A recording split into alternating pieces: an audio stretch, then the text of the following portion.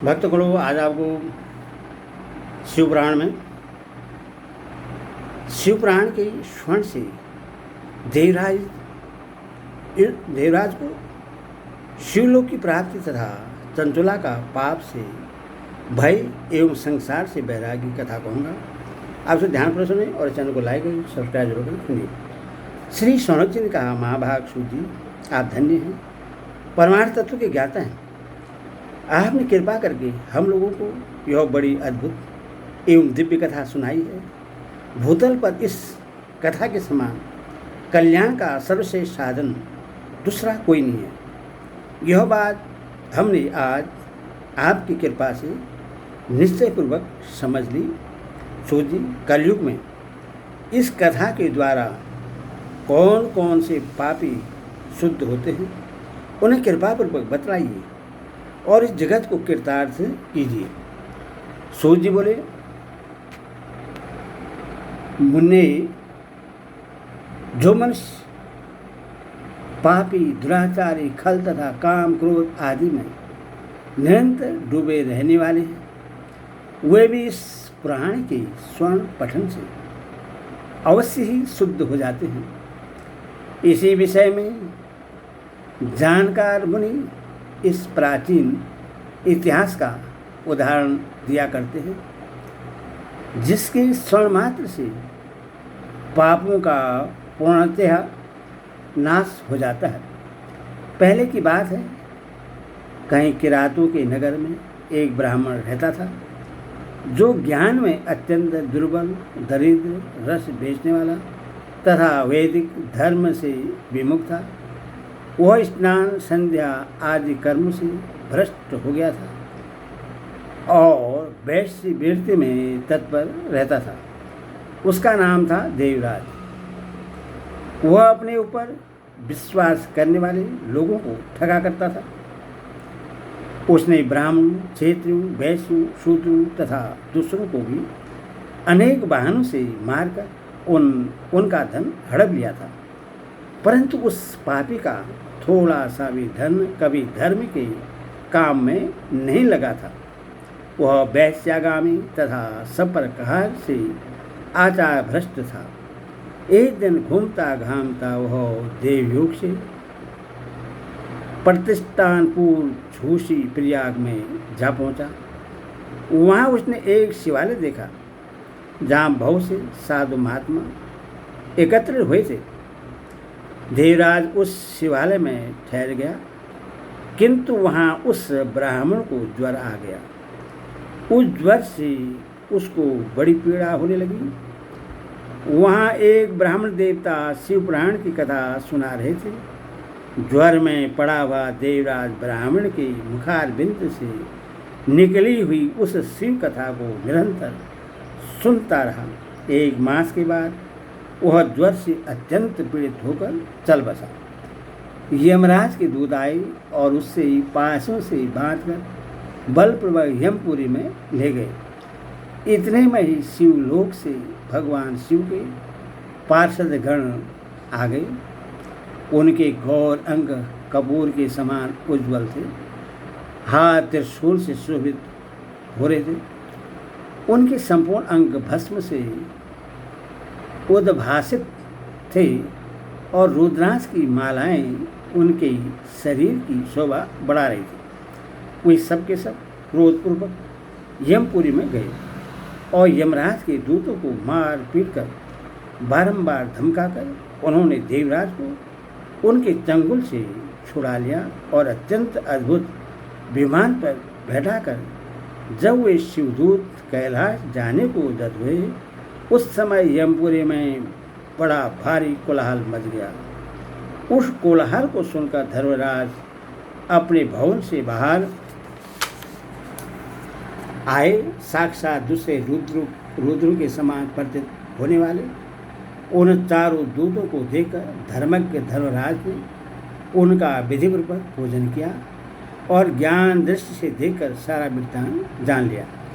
उन्होंने भय के कारण भगवान शिव के उन महात्मा दूतों से कोई बात नहीं पूछी, उल्टे उन सब की पूजा एवं प्रार्थना की। तत्पश्चात वे शिवदूत कैलाश को चले गए और वहाँ पहुंचकर उन्होंने उस ब्राह्मण को दया सागर शाम्ब शिव के हाथों में दे दिया। सोनक जी ने कहा, महाभागसुत जी, आप सर्वज्ञ हैं। महामती, आपके कृपा प्रसाद से मैं बारंबार कृतार्थ हुआ। इस इतिहास को सुनकर मेरा मन अत्यंत आनंद में निमग्न हो रहा है। अथवा भगवान शिव में प्रेम बढ़ाने वाली शिव संबंधी दूसरी कथा को भी कहिए। श्री सूर्य जी बोले, सोनक सुनो, मैं तुम्हारे सामने गोपनीय कथा वस्तु का भी वर्णन करूँगा, क्योंकि तुम शिव भक्तों में अग्रणी और वेद वेदाओं में श्रेष्ठ हो। समुद्र के निकटवर्ती प्रदेश में एक वास्कल नामक ग्राम है, जहाँ वैदिक धर्म से विमुख महापापी द्विज निवास करते हैं। वे सब के सब बड़े दुष्ट हैं। उनका मन दूषित विषय भोगों में ही लगा रहता है। वे न देवताओं पर विश्वास करते हैं, न भाग्य पर। वे सभी कुटिल वृत्ति वाले हैं, किसानी करते और भांति भांति के घातक अस्त्र शस्त्र रखते हैं। वे व्यभिचारी और खल हैं। ज्ञान वैराग्य तथा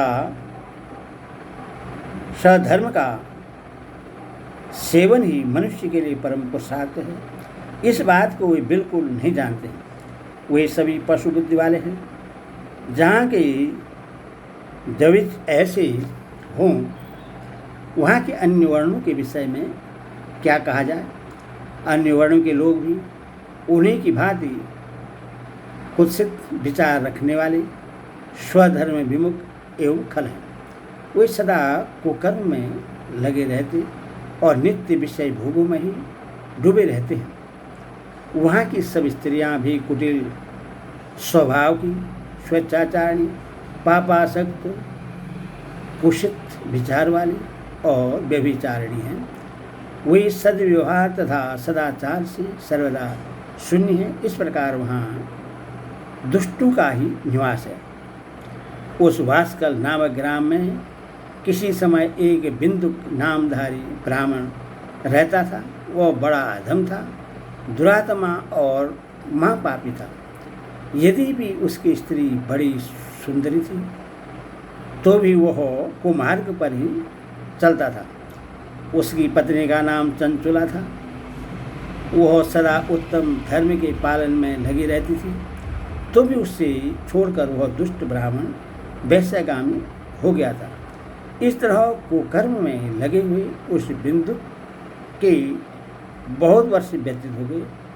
उसकी स्त्री चंचला काम से पीड़ित होने पर भी स्वधर्मनाश के भय से कलेश सहकर भी दीर्घ काल तक धर्म से भ्रष्ट नहीं हुई, परंतु दुराचारी पति के आचरण से प्रभावित हो आगे चलकर वह स्त्री भी दुराचारी हो गई।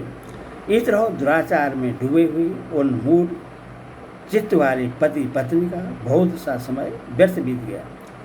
तदंतर शूद्र जाति वैश्या का पति बना हुआ वह दूषित बुद्धि वाला दुष्ट ब्राह्मण बिंदु समयानुसार मृत्यु को प्राप्त हो नरक में जा पड़ा।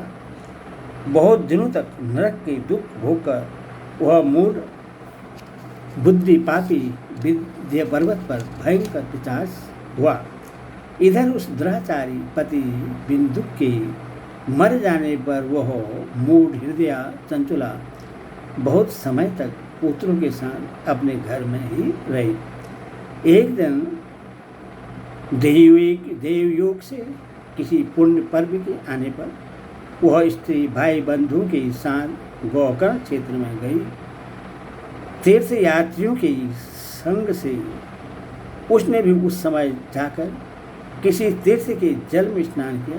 फिर वह साधारणतः मेला देखने की दृष्टि से बंधुजनों के साथ यत्र तत्र घूमने लगी। घूमती घामती किसी देव मंदिर में गई और वहाँ उसने एक देवयज्ञ ब्राह्मण के मुख से भगवान शिव की परम पवित्र एवं मंगलकारिणी उत्तम पौराणिक कथा सुनी। कथावाचक ब्राह्मण कह रहे थे कि जो स्त्रियां पर पुरुषों के साथ व्यभिचार करती हैं, वे मरने के बाद जब यमलोक में जाते हैं तब यमराज के दूत उसकी योनि में तपे हुए लोहे का परिग डालते हैं। पुराणिक ब्राह्मण के मुख से यह वैराग्य बढ़ाने वाली कथा सुनकर चंचुला भय से व्याकुल हो वहाँ कांपने लगी। जब कथा समाप्त हुई और सुनने वाले सब लोग वहाँ से बाहर चले गए, तब वह भयभीत नारी एकांत में शिवपुराण की कथा वाचने वाले उस ब्राह्मण देवता से बोली। चंचुला ने कहा, ब्राह्मण, मैं अपने धर्म को नहीं जानती थी, इसीलिए मेरे द्वारा बड़ा दुराचार हुआ है। स्वामी, मेरे ऊपर अनुपम कृपा करके आप मेरा उद्धार कीजिए।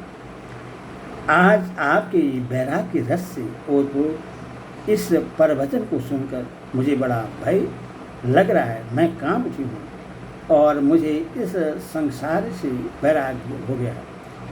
मुझ मूढ़ चित्त वाली पापनी को धिक्कार है। मैं सर्वदा निंदा के योग्य हूँ, कुत्सित विषयों में ही फंसी हुई हूँ और अपने धर्म से विमुख हो गई हूँ। हाय, न जाने किस तरह घोर कष्टदायक दुर्गति में मुझे पड़ना पड़ेगा और वहाँ कौन बुद्धिमान पुरुष कुमार्ग में मन लगाने वाली मुझ पापनी का साथ देगा। मृत्यु काल में उन भयंकर यमदूतों को मैं कैसे देखूंगी? जब वे बलपूर्वक मेरे गले में फंदे डालकर मुझे बांधेंगे, तब मैं कैसे धीरज धारण कर सकूंगी? नरक में जब मेरे शरीर के टुकड़े टुकड़े किए जाएंगे, उस समय विशेष दुख देने वाली उस महायातना को मैं वहाँ कैसे सहूँगी? हाय, मैं मारी गई, मैं जल गई, मेरा हृदय विदीर्ण हो गया और मैं सब प्रकार से नष्ट हो गई, क्योंकि मैं हर तरह से पाप कर्म में ही डूबी रही हूँ। ब्राह्मण, आप ही मेरे गुरु, आप ही माता और आप ही पिता हैं। आपकी शरण में आई हूँ, मुझ दीन अबला का आप उद्धार कीजिए। सूची कहते हैं, सोने इस प्रकार खेद और वैराग्य से युक्त हुई चंचुला ब्राह्मण देवता की दोनों चरणों में गिर पड़ी। तब उन बुद्धिमान ब्राह्मण ने कृपापूर्वक उससे उठाया और इस प्रकार कहा, ओम नमः शिवाय, ओम नमः शिवाय।